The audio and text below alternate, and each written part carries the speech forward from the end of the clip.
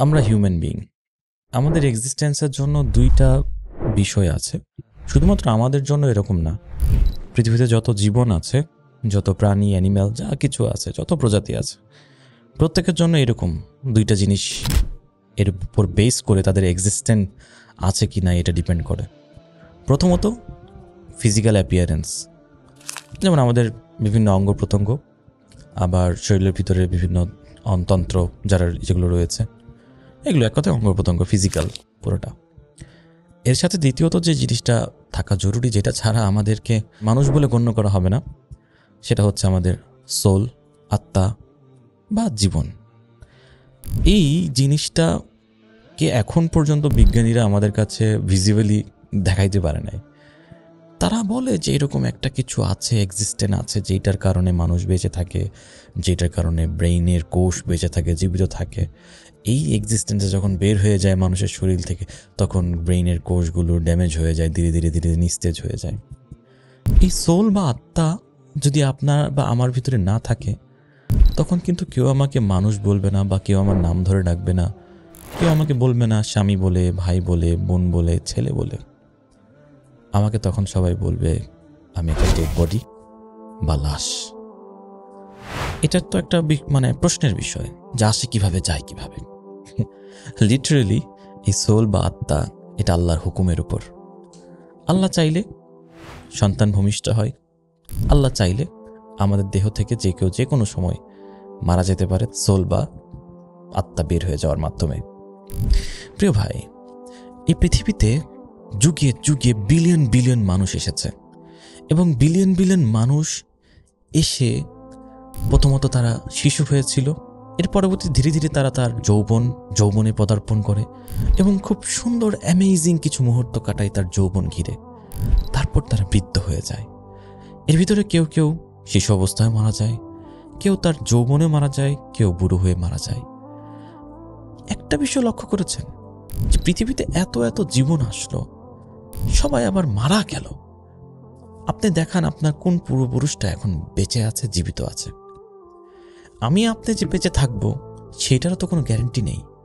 যে কোনো সময় আমাদের জীবন চলে যেতে পারে, এটার গ্যারান্টি কোনো বিজ্ঞানী এখন পর্যন্ত আপনাকে দিতে পারবে না। কোনো বিজ্ঞানী কোনো কালেও আপনাকে দিতে পারবে না, আপনাকে বলতে পারবে না যে তুমি অমুক সময়ে মরবে। মৃত্যু এটা খুব সার্টেন একটা জিনিস, নিশ্চিত আসবেই, আমার আপনার জীবনে আসবেই। এই কবে আসবে এটা কিন্তু এখন পর্যন্ত কোনো বিজ্ঞানী বলতে পারেনি। ঠিক আছে, আপনারা যারা সায়েন্স নিয়ে এত কথা বলেন, বিজ্ঞান কই, বিজ্ঞান কই, এই জায়গায় বিজ্ঞান কই, ওই জায়গায় বিজ্ঞান কই, তারাও কিন্তু মানে এই বিষয়টা নিয়ে একদমই একমত। ডেট ইজ সার্টেন, আমি বলতে পারবো না আমি কখন মারা যাব। তো আমি বলছিলাম যে এই যে মৃত্যুটা, এই সম্পর্কে আল্লাহ আযজা ওয়া জাল কুরআনুল কারিমে বলছেন, কুল্লু নাফসিন যায়িকাতুল মাউত, যে প্রত্যেকটা প্রাণী মৃত্যুর স্বাদ উপভোগ করবে। এই মৃত্যুকে কেউ এসকেপ করতে পারবে না, এটা থেকে কেউ পাশ কাটিয়ে যেতে পারবে না। প্রত্যেকটা মানুষের এই স্বাদ ভোগ করতে হবেই। সুবহানাল্লাহ। তাহলে প্রিয় ভাই, আমি আরেকটা বিষয় আপনাদেরকে চোখে আঙ্গুল দিয়ে দেখাই দিতে চাই। সেটা হচ্ছে যে এই যে বিলিয়ন বিলিয়ন হিউম্যান, এত এত বছর ধরে এত এত মানুষ জন্ম নিল, দুনিয়াতে আসলো, আবার মারা গেল, এগুলোর পিছনে কি কোনো উদ্দেশ্য নাই? এগুলো কি কোনো মানে উদ্দেশ্যহীন ভাবেই এই কাজগুলো হচ্ছে?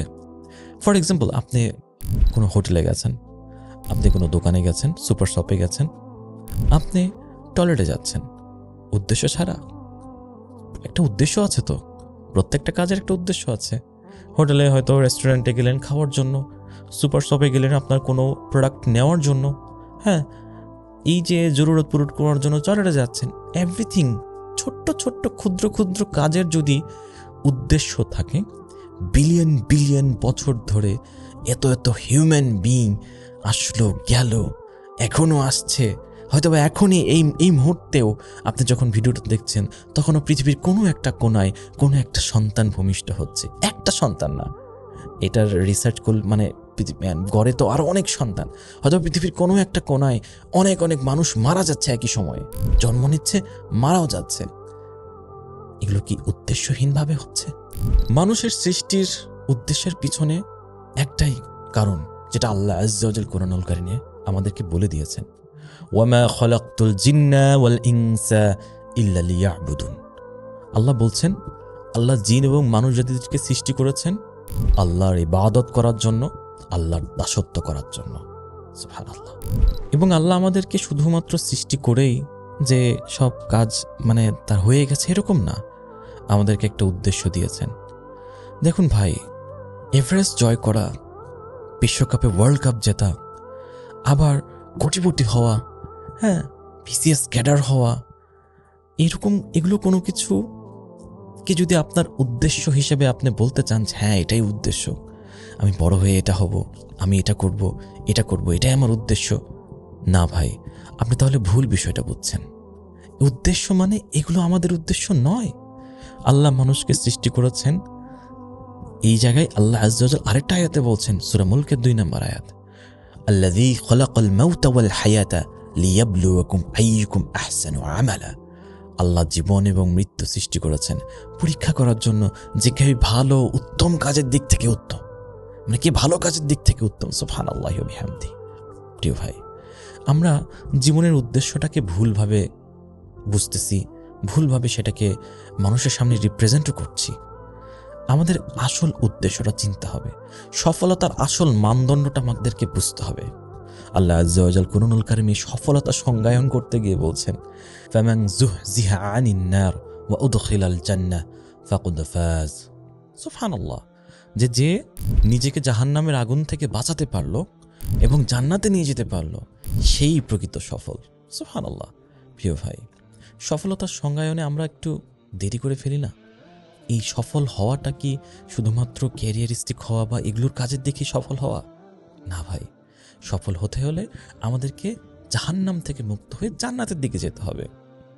আর মানুষ, আল্লাহ আমাদেরকে এভাবে সৃষ্টি করেছেন বাই ডিফল্ট, যে আমাদের দ্বারা ভুল হতেই পারে। সুবহানাল্লাহ। যেমন দেখেন, আল্লাহ কিন্তু জানেন যে তার কোনো বান্দারা, কোনো গোষ্ঠীগত বান্দারা, তারা কিনা সমকামিতাকে সাপোর্ট করবে, তারা কিনা সুদকে সাপোর্ট করবে, আল্লাহ দ্রোহিতা করবে, আল্লাহর বিরুদ্ধে যায়, এরকম কাজে তারা লিপ্ত হবে। এটা কিন্তু আল্লাহ জানেন, মানুষের ফিতরাতগত বৈশিষ্ট্য এটা। এবং আল্লাহ এটাও জানেন যে এই যে আমাদেরকে উদ্দেশ্য দিয়েছেন, হ্যাঁ, আপনারা কি জানেন যে আমাদের এই জায়গায় আসার আগে আমরা সবাই আমাদের উদ্দেশ্য সম্পর্কে জানতাম, এই দুনিয়াতে আসার আগে। হ্যাঁ, কিন্তু আল্লাহ ভুলিয়ে দিয়েছেন, because this is a exam, পরীক্ষা, আমাদের জন্য এটাই পরীক্ষা। তো অ্যাজ এ হিউম্যান বিইং আমরা আমাদের উদ্দেশ্যগুলো ভুলে যাব, আমরা আমাদের সফলতার সঠিক সংজ্ঞাটা ভুলে যাব। আমরা এই লিবারিজম, এই যে কমিউনিজম, আল্লাহ ছাড়া এই গায়রুল্লাহর ইবাদতে লিপ্ত হতেই পারি, বুদ্ধিভিত্তিক দাসত্বের মতো। এরকমভাবে কিন্তু আমরা নিজের মস্তিষ্ককে এভাবে কিন্তু সেট করতে পারি, ওই অনুযায়ী, ওদের মতবাদ অনুযায়ী চলতে পারি, আল্লাহকে তোয়াক্কা না করেও চলতে পারি। এটা আল্লাহ জানেন, এবং অ্যাজ এ হিউম্যান বিং আমাদের দ্বারা এটা হতেই পারে। আল্লাহ বলছেন, নিজেকে বলছেন আল্লাহ, যে শুরুতেই বলছেন বিসমিল্লাহির রহমানির রহিম, শুরু করো তোমার প্রভুর নামে, যিনি কিনা রহমানির রহিম, পরম করুণাময় অসীম দয়ালু। আল্লাহ বা নিজেকে বলছেন তিনি হচ্ছেন গফুরুর রহিম, তিনি হচ্ছেন আল গফফার, সুবহানাল্লাহ, রউফুর রহিম। এভাবে তিনি আমাদেরকে তার পরিচয় দিচ্ছেন যে আল্লাহ ক্ষমাশীল, তোমাদেরকে ক্ষমা করতে পছন্দ করে। তো ভুল ট্র্যাকে গিয়ে, আল্লাহ থেকে দূরে গিয়ে, সেখান থেকে সঠিকভাবে সঠিক দিকে নিজের উদ্দেশ্য বুঝে ফিরে আসতে পারলেই তো প্রকৃত সফলতা। সফলতা তো সেটা না যেটা দুনিয়াতে সবাই আমাদেরকে দেখাচ্ছে এখন। সফলতা সেটাই, স্রোতের বিপরীতে গিয়ে আল্লাহর সান্নিধ্যে আসা, এটাই সফলতা। সুতরাং ভুল হতেই পারে, গুনাহ হতেই পারে। রাসূল সাল্লাল্লাহু আলাইহি সাল্লাম বলছেন যে প্রত্যেকটা আদম সন্তানই গুনাহ করে, ভুল করে, তবে তন্মধ্যে সেই উত্তম যে কিনা ভুল করার পরে আল্লাহর কাছে তওবা করে, অনুশোচনা করে, হ্যাঁ হে যে আল্লাহ, আমি তোমার বিরুদ্ধে গিয়ে সমকামিতাকে সাপোর্ট করেছিলাম, আমি তোমার বিরুদ্ধে গিয়ে লিবারিজম, সেকুলারিজমের মতো এরকম নোংরা মতবাদকে আমি আমার ভিতরে নিয়েছিলাম, আমি তোমার বিরুদ্ধে গিয়ে তোমার শরিয়া বিরোধী কাজে লিপ্ত ছিলাম। এগুলোর কথা যখন সে আল্লাহর কাছে বলবে, অনুশোচনা করবে, আল্লাহ তাকে ক্ষমা করে দিবেন এবং সেই হবে উত্তম। সুবহানাল্লাহি ওয়া বিহামদিহি। আর যদি আমরা আমাদের উদ্দেশ্য বুঝে না বুঝেও এরকম ভুল ট্র্যাকে চলতেই থাকি, অনুশোচনা করে আল্লাহর দিকে যদি ফিরে না আসি, তবে সেটা হবে আমাদের জন্য চরম ব্যর্থতা। প্রিয় ভাই, পারপাস অফ লাইফ তো এটাই যে আল্লাহর দিকে, আল্লাহর জন্য, আল্লাহর দাস হয়ে আমরা এই দুনিয়াতে চলবো এবং এর বিনিময়ে আল্লাহ আমাদেরকে দিবেন পরম সুখের জায়গা, জান্নাত। সুবহানাল্লাহ। তো আপনি এখন থেকে ডিসিশন নিন যে আপনি আপনার পারপাসটা আসলে কি হওয়া উচিত, কোনটা সাফল্য আর কোনটা ব্যর্থতা আজকে থেকে চিনুন এবং সে অনুযায়ী নিজের পারপাস অফ লাইফটা ঠিক করুন এবং সে অনুযায়ী চলুন। আল্লাহ আমাদের সবাইকে সেই তৌফিক দান করুন।